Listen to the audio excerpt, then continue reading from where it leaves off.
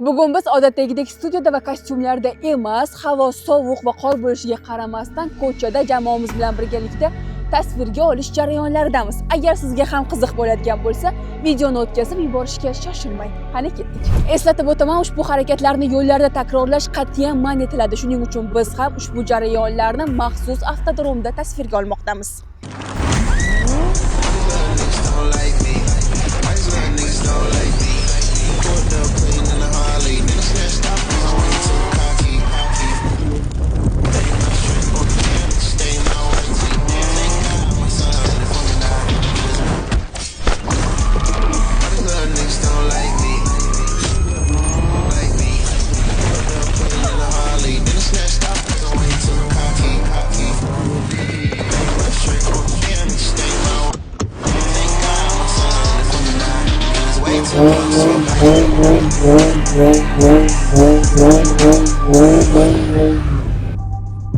Bugun biz bar shinalari qay darajada sifatga javob berishini tekshirib ko'rmoqdamiz. Bu jarayonni amalga oshirishda bizga 2025-yilda O'zbekistonda drift bo'yicha chempion Artyom yaqindan yordam beradilar. Nega aynan sovuq va qorli ob-havoda ushbu jarayonni amalga oshiryapmiz degan savol ham bor, chunki yog'ingarchilik ob-havoda mashinaning harakatlanishi qiyinlashadi va yo'llarda ko'ngilsiz voqealar ko'paya boshlaydi. Ushbu jarayonlarni oldini olishda esa shinalarning ahamiyati juda ham muhim. Hozir biz maxsus avtodromdamiz. Bu yerda esa ayrim harakatlarni amalga oshirib, bar shinalari qay darajada sifatli ekanligini tekshirib ko'rmoqchimiz. Qani, siz tayyormisiz? Biz tayyormiz. Unday bo'lsa, qani ketdik.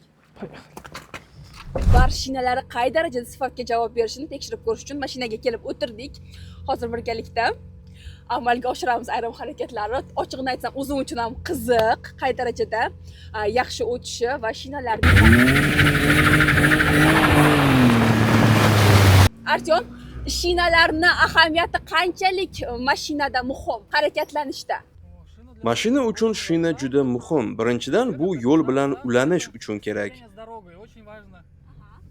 Bugun biz Bars shinasini eng ekstremal sharoitlarda sinovdan o'tkazib ko'ramiz. Bu yerda qor, ho'l asfaltni ko'ryapsiz, qo'shimchasiga istalgan vaqtda tezlikni oshirishi mumkin bo'lgan drift mashinasi.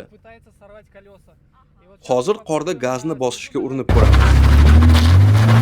Ko'ryapsizmi? Mashina asfalt bilan ulanib tezlashyapti. Ya'ni bu balon sifati yaxshiligi va yo'l bilan yetarlicha ishqalanishga egaligini ko'rsatadi. Shuning uchun menimcha bu shinani juda yaxshi deb atash mumkin.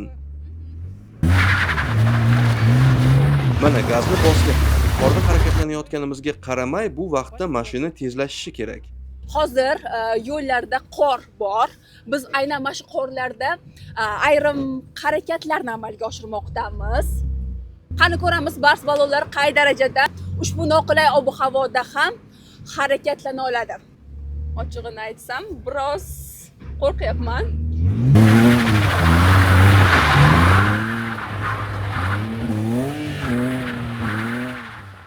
Mana yana ko'rdikki, aslida sirpanchiq qorda qiynalib qolishi kerak bo'lgan mashina tezlashdi va oldinga harakatlanyapti.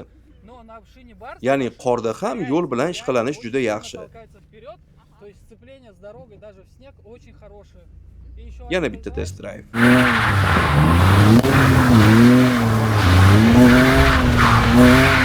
Hozir maxsus harakatlarni, ayrim harakatlarni biz maxsus avtodromda amalga oshirmoqdamiz. Bu harakatlarni yo'llarda amalga oshirish mumkin emas.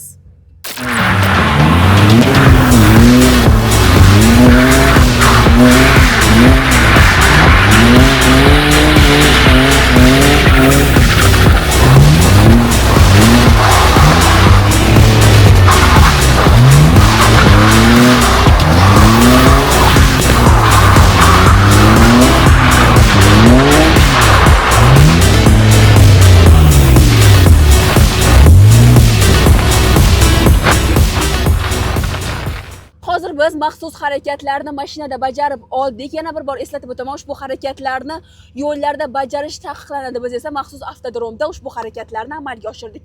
Endi esa mashinadan tushamiz va shinaning holatini tekshirib ko'ramiz. Qani ketdik. Hozir biz Artyom bilan birgalikda bar shinalarini holatini tekshirib ko'rmoqdamiz. Maxsus harakatlardan keyin. Bu harakatlardan keyin ochig'i o'zimning ham ahvolim u darajada yaxshi emas. Shinalarning holati qanday ekan? Keling tekshirib ko'ramiz. Keling tekshiramiz.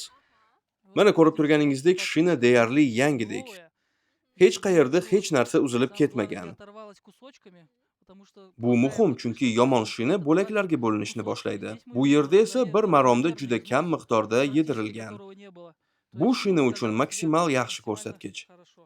Eng muhimi, yo'l bilan yaxshi ishqalanish bor. Hatto shunday noqulay ob-havoda ham. Bu yerda muz, suv, ho'l asfalt, qor uyumlari, bunday og'ir sharoit uchun shina o'zini yaxshi ko'rsatdi va u mavsum tanlamas degan nomini to'liq oqladi. Bu rostdan ham barcha fasllarga birdek to'g'ri keladigan shina ekan. Hozir Artyom mashinaga o'tirib, belgilangan joyda tormozni bosadi, men esa uni o'lchab ko'raman. Qani ketdik. Поехали проверять.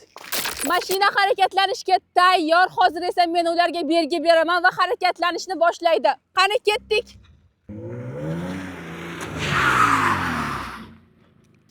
Hozir maxsus belgilangan joy va ularning to'xtagan joyi oraliq masofasini o'lchaymiz.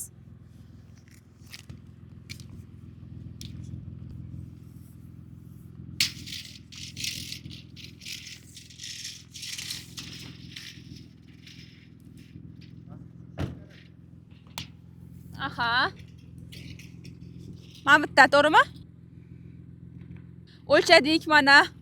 Kameraga ham ko'rsatmoqchimiz. Tormoz yo'li uzunligini o'lchab ko'rdim. 4 metr 30 santimetrni tashkil qildi. Bu qanchalik yaxshiligini bizga Artyom gapirib beradi.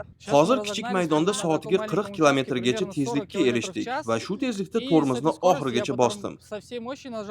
По всем тормозам, которые есть в автомобиле. Tormoz yo'li 4 metr 30 santimetrni tashkil qilgani bunday noqulay sharoit uchun zo'r ko'rsatkich deb hisoblayman. Для этой покрышки. Sevinch, keling endi bu shinani haqiqiy ekstremal sharoitda tekshirib ko'ramiz. Aniqrog'i, hozir burnout qilib rezinaning kuyishini kuzatamiz. Bu driftchilarning eng sevimli ishi. Men uchun juda ham qiziq bu holat. Qani ketdik, birgalikda ko'ramiz qanaqa bo'ladi.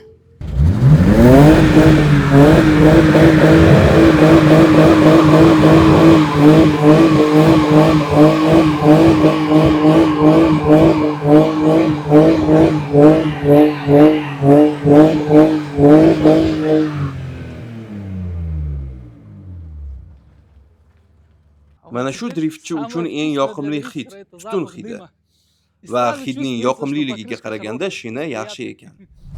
Bahonada burnout nimaligi haqida ham ma'lumotga ega bo'ldim. Xo'sh, qanaqa bo'ldi Artyom burnout jarayonlari? Burnout jarayoni menga juda yoqdi. O'zi hamma driftchilar buni sevadi. Buning ustida shina o'zini juda yaxshi tarafdan ko'rsatdi. Rezina bir me'yorda ishqalandi va eng muhimi bo'laklarga bo'linmadi.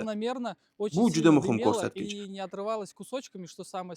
Umuman olganda bu shina test drive'dan juda yaxshi o'tdi. Barcha shinalarni testdan o'tkazish jarayonimiz ham o'z yakuniga yetdi. Siz ham guvoh bo'ldingiz qay darajada talabga javob berishiga.